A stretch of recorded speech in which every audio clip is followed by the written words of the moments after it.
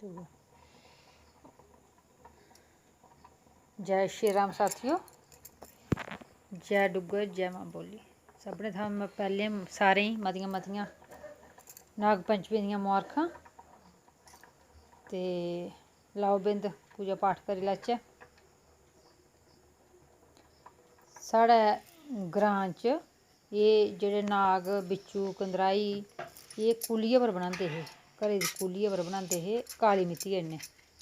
ते हून जियां जियां थोह्ड़ा बदलाव आवा दा ते उ'आं उ'आं अ'ऊं एह् बनानी अज्जकल अपनी रसोई दी इक दवारै पर बनानी। अज्ज साढ़ी गुड़िया ने इसी थोह्ड़े काकले पर ड्राइंग शैल सजाई सजाइयै बनाए। ते चलो असेंगी आस्था होनी चाहिदी, जियां मर्जी पुज्जी सकदे अस, पर दिलै च श्रद्धा होनी चाहिदी। ते एह्दा स्पैशल भोग होंदा जेह्का खास ओह् ऐ दलिया ते द्रोपड़ा। एह् नाग देवता गी भोग लोआंदे। कलंक चतुर्थी आह्ला पूरा बरत रक्खियै ते दूए दिन नाग पंचमी गी भोग लोआइयै फ्ही गै बरत पुआरना होंदा एह् चौथ आह्ला। ते अज्ज बस उ'ऐ पूजा चला दी थोह्ड़ी। पूजा करने दे बाद जां पैह्लें बी करी सकदे तुस, साफ सुच्चा पानी लेइयै ते ओह्दे च थोह्ड़ा दुद्ध पाना, मतलब कि दलस्सी जन बनानी ते नाड़ दिंदे अपने घरै दे चफेरद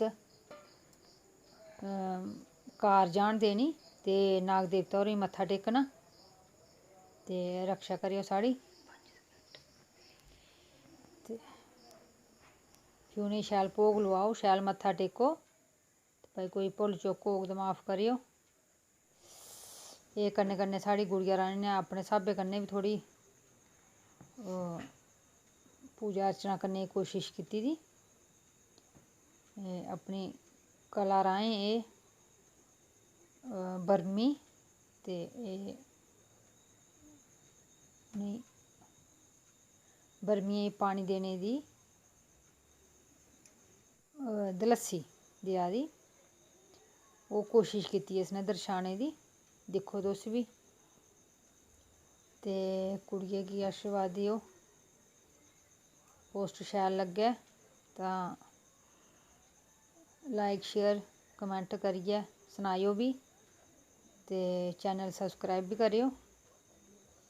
एह् अपनी कला राहें अपनी प्रार्थना करा दी ऐ नाग देवता अग्गें।